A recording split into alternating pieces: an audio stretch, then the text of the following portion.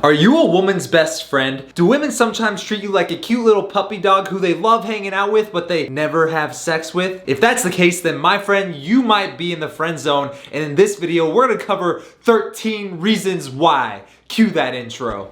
Okay.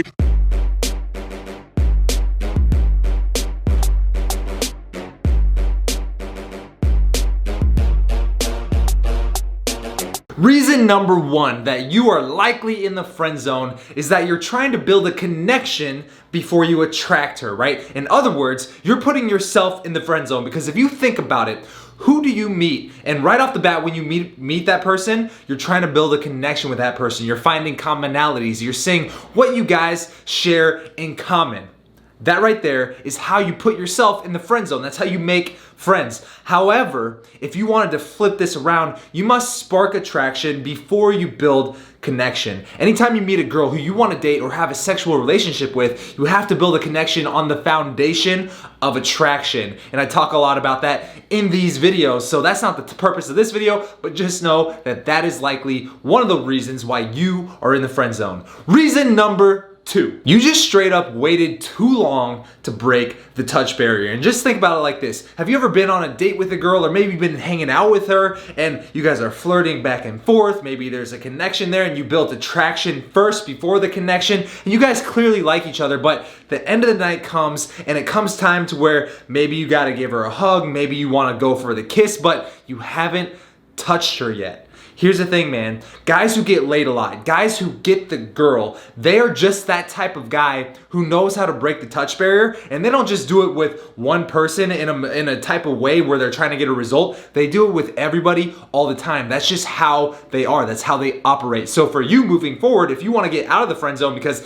this is one of the reasons that's put you in the friend zone, is you waited too long to break the touch barrier, and it just got a little awkward when it came time to finally get to that point. But if you want to do this in the future, if you want to change this in the future, then what you got to do is just become that guy who's comfortable touching everybody as a form of communication, as a way that you express yourself while talking to someone, guys, girls, anybody, just so you can become that guy who touches people and is comfortable touching people. Reason number three, your intentions with her are very unclear. Most guys, they live in this gray zone of they like this girl, but they don't know how to show her that they like this girl. And a lot of times when they don't know how to show her and she's not really picking up on the signs that, hey, I have a crush on you, maybe she's picking up the signs, but it's not super clear.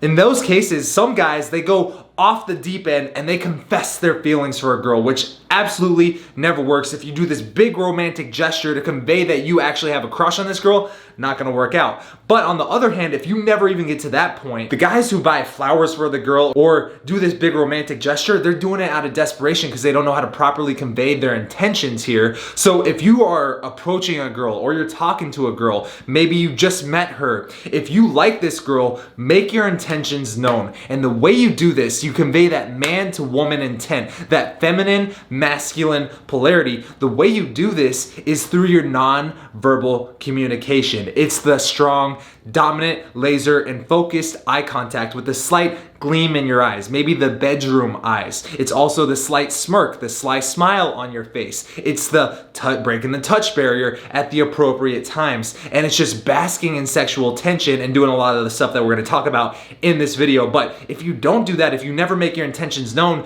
then at the end of the day, you might as well be a dickless Ken doll. You might as well not even have a dick. You're just a man who doesn't have a dick, who she doesn't even know is a sexual being, right? Because unless you know how to show that man to woman intent, you will always be in the friend zone. Reason number four, you are focusing on the wrong goal here. Now just think about it like this. If I put you in the same room as your celebrity crush, the hottest girl that you think there is out in the world, the celebrity, and I put you guys in the same room, would you know what to do to sleep with her? Would you know how to go up and start flirting with her, sparking some tension with her, building connection on a foundation of attraction and breaking the touch barrier?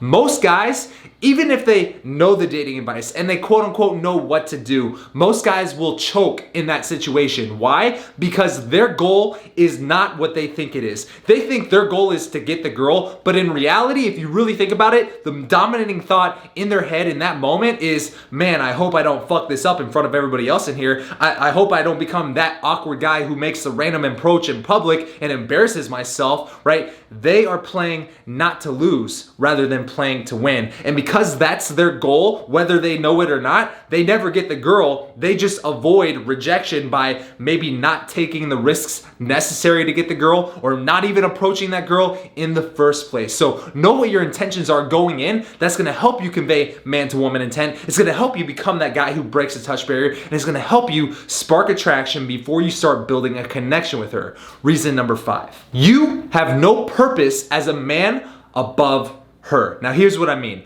Most guys in life who are dominating with women, with business, they have a purpose that they're always working towards. They have a vision for where they're going in their own life. However, guys who are constantly in the friend zone, guys who chase women for a living, those are the guys who see the girl that they like, whether it's Janice from work or if it's the hot girl that they see walking down the street. If they end up in a conversation with her or in a situation where they could start sparking sexual tension with this girl, what they do is they put her on a pedestal and they put her above his purpose in life. So rather than laying awake at night thinking about where they're going with their life and what they're working towards actively in their job, in their career, with whatever their life goals are for themselves, they're worried about, does Janice like me back? What should I have done to get this hot girl? They put her above his own purpose, which at the end of the day, no girl wants to be the girl on the pedestal dating below what she thinks she is, right? No girl wants to date down, they want to date up. So if you want to get the girl, and if you never want to get put in the friend zone again, put yourself up here, treat her as if she's on your level rather than putting her on a pedestal and treating her like she's above your mission and your vision in life. Reason number 6, you are simply too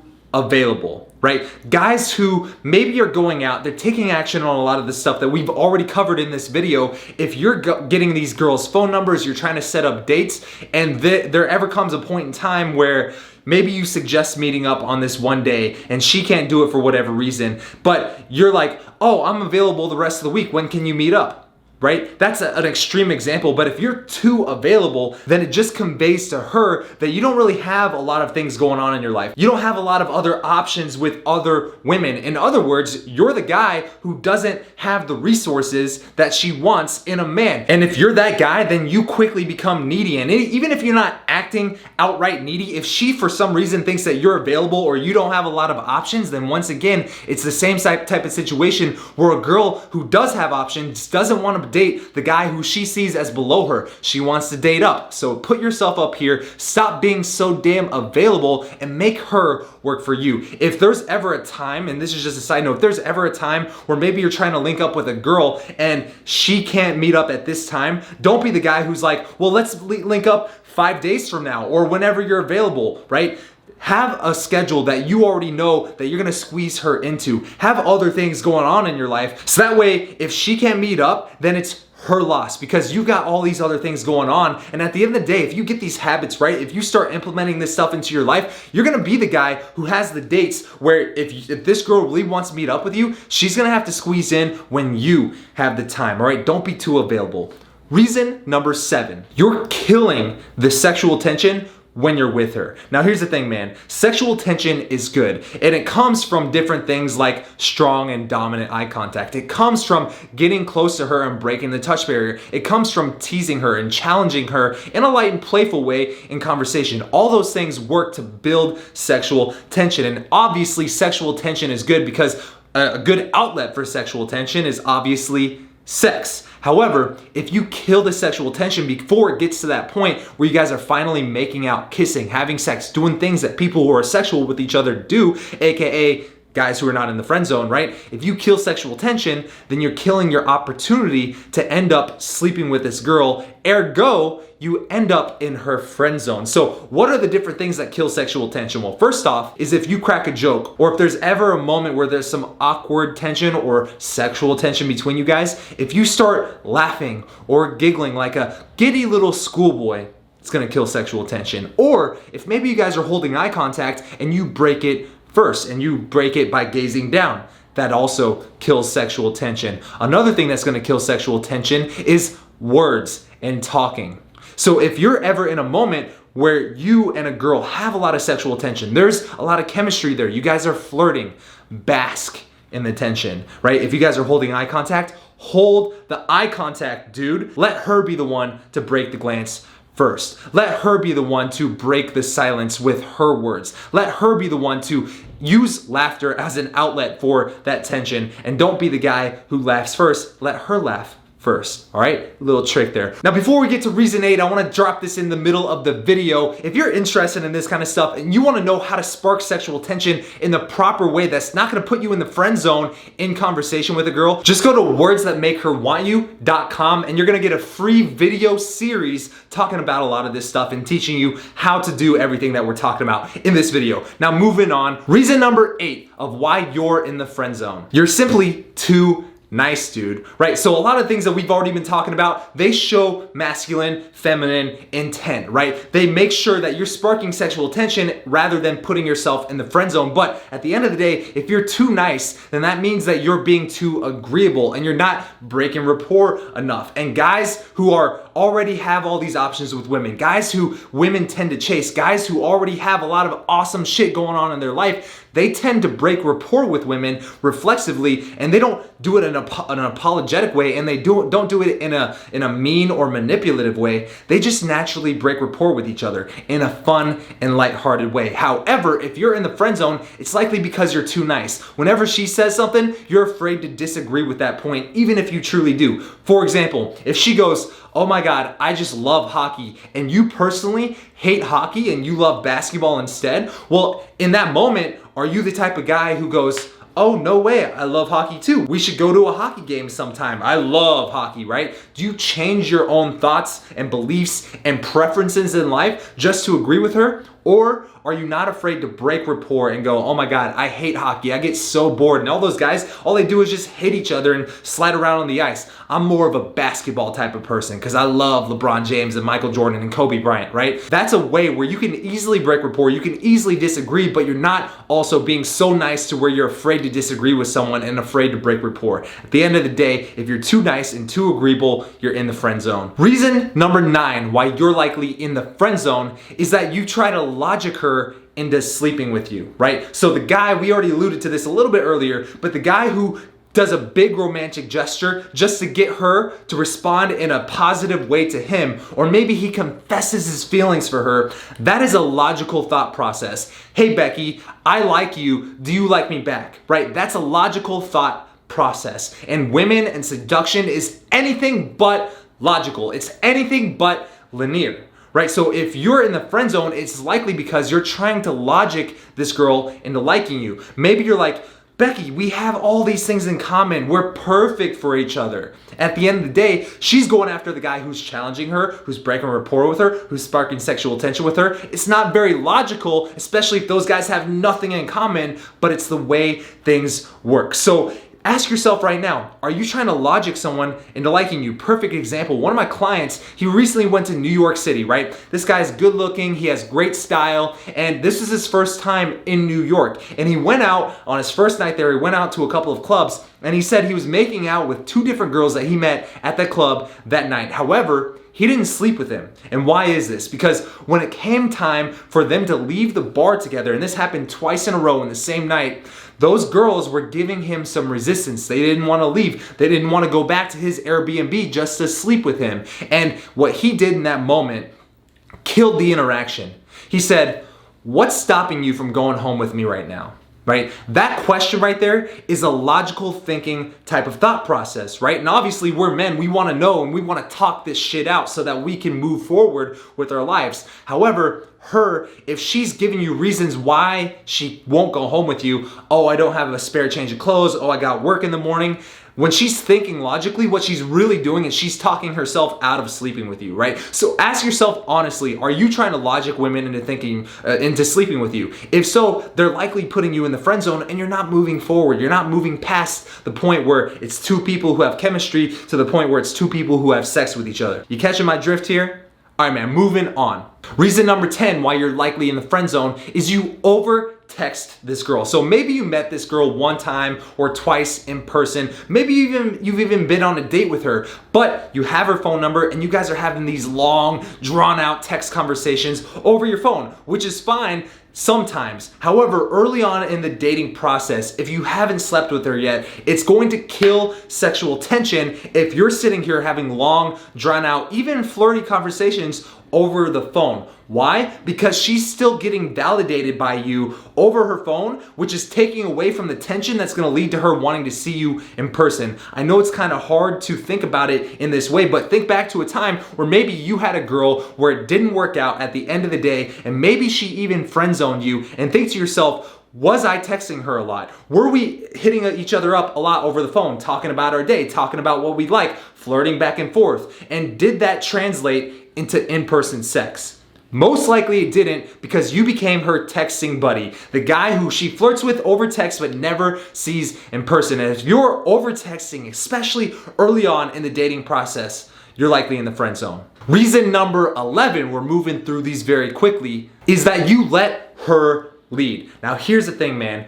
As a man, in any type of masculine, feminine relationship, she's expecting you to lead. And this is just biological. Women like to follow the lead of the masculine energy. So it's your job, it's your role in your interactions with her to not only lead the interaction and the conversation logistically, so you choose where you guys go next. You're leading her throughout the club. You're leading her back to your place, but you're also leading it emotionally. So for example, if you guys are in conversation, she's following your lead emotionally. However you feel in the moment, if you're super nervous, if you're super awkward, she's gonna feel that nervous and awkward energy and just follow the lead. Or if you stroll up, you're completely confident, you're sure of yourself, you're speaking with conviction, and we'll get to this in a little bit, you're speaking with conviction, she's gonna go, oh, this is just one of those guys, and she's gonna play into that role. So she's always following your lead. But if you're in the friend zone, it's likely because you're letting her lead. Maybe you guys make plans to hang out and you're like, hey, when are you free?